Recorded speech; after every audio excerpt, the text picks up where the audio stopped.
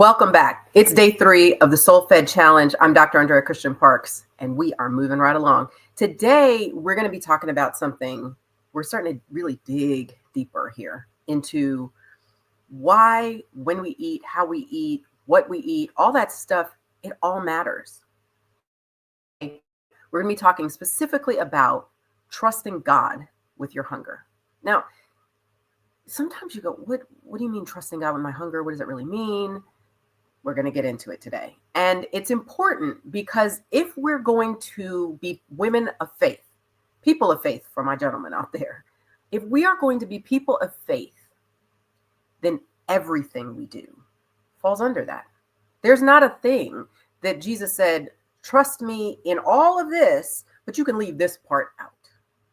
So hunger, fullness, our bodies, the care of our bodies, the feeding of our bodies, all needs to fall under the lordship of Jesus. And so the scripture for today that we're going to look at and everything's going to be filtered through is in Matthew 6:11. And it says, give us this day our daily bread.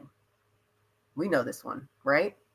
I don't know if we've thought about it in this way, though. And I want to put that out there that we can think about this in terms of not just, okay, I trust God to give me what I need in a sort of general sense, but in a very specific moment by moment, hour by hour throughout the day, I'm going to have what I need. And the key is trusting the time to eat will come. It might not look like what you expect. It might not look like the schedule of eating that you've had in the past. You may not have a breakfast, lunch, and dinner plus 2 snacks. What you're doing is dropping into another level of trust with God, of I trust God that you know what my body needs and when it needs it, and I will wait. I will wait. I will wait for the moment when you say, now it's time to eat. And when that moment comes, I will honor you with my eating because I believe that belongs to you too. And so when we decide to do that, our schedule of eating may not match up our expectation, but it will align with God's will. And the thing is, it's going to be different for everybody. I'm not ever going to tell you, eat exactly this many times, eat this amount, eat exactly this food, because your body is designed exactly the way it should be. And the signals for your hunger and your fullness are not going to be the same as mine or the person next to you. Or if you have a friend in this group who's doing this challenge with you, you all won't be doing exactly the same thing. You shouldn't, because individually, you should be seeking the support, the guidance, the direction that God has given you in your own body for your hunger. Not going to be the same as everybody else's. So if God provides everything we need, including wisdom for eating, I want you to think about it in another biblical way. Okay. Remember, when the Israelites were on the Exodus from Egypt and they were going to the promised land, first of all, this is such an appropriate story for weight loss because these folks had 2 major signals for whether they were following God or not. It's just like we do with hunger and fullness. Okay, we're following God for our eating in hunger and fullness. The Israelites also had very clear signals for following God. And that was by day, the pillar of cloud, right? They could see this big pillar of cloud that was supposed to stay in front of them. They were supposed to follow it. And then at night, if they had the pillar of fire, and if they were to move, they were to follow that pillar of fire. And whenever that signal moved, they were to move. And if it stopped, they were to stop. And that is so accurate for what we are doing with our eating. We are going to wait for hunger to show up. We are going to stop when our body says stop. That's enough. And we're not going to deviate. We're not going to, okay, I'm going to wander off and hope the pillar of fire shows up in front of me, or hope the cloud shows up in front of me the direction I want to go. No. We're going to go the way that God wants us to go. And that, I promise you, your body's going to start to change. You're going to watch that scale start to tick down. because how can it not?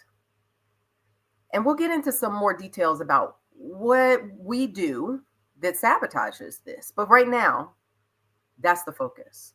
We are going to trust God today with providing our daily bread. What is it truly today that I need? And know that God is going to provide it. So, for today, what do? I want you to wait. I want you to just wait until you feel true physical hunger. When you feel that physical, we're going to get into, I can't find hunger. I don't know. Do I feel it? That's tomorrow, day 4. We're going to get into what's physical hunger, what's emotional hunger. But for today, I want you to do your very best to drop into the space, into your body, and try to figure out where, and when I'm hungry, am I hungry? And wait for it. Just wait for it. And when you find you're hungry, then you can eat. Here's what I want you to do. If you find yourself being tempted to snack, we talked about snacking and the problem with snacking in the previous classes, but you're going to find that you're going to have that impulse. I want you to drop back for a second and take a minute. I'm going to give you a little exercise now to do that can help you to get a little space and to be able to make a decision instead of being so attached and so drawn to the snacking that you can't stop before you get into it. Okay? I want you to take a deep breath. Just take a minute before you go to get the snacks. Don't tell yourself, I can't have it. Don't do all that fighting internally. It's exhausting. Just take a moment. Put your hands on your heart. Maybe you put a hand on your heart, a hand on your stomach, and just take a few deep breaths.